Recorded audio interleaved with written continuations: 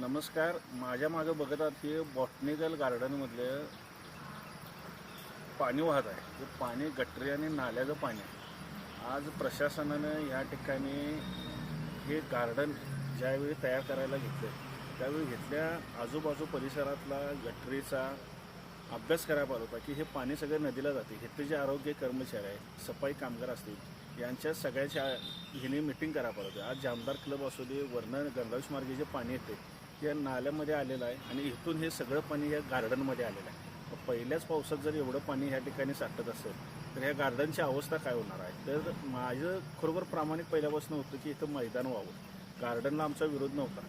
मैदान झालं असतं, पार्किंग झालं असतं, महापालिकेचं उत्पन्न वाढलं असतं आणि एक पेविंग ट्रॅक गोल लोकांना फिरायला मिळालं असतं.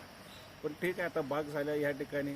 पण ह्या बागेमध्ये आता पहिल्याच पावसात जर एवढं पाणी येत असेल तर इथून पुढं अजून पावसाळा भरपूर आहे. तर ह्याचं कायमचं सोल्युशन ह्या येणाऱ्या पाण्याचं महानगरपालिका प्रशासनानं काढायला लागते ही विनंती आहे.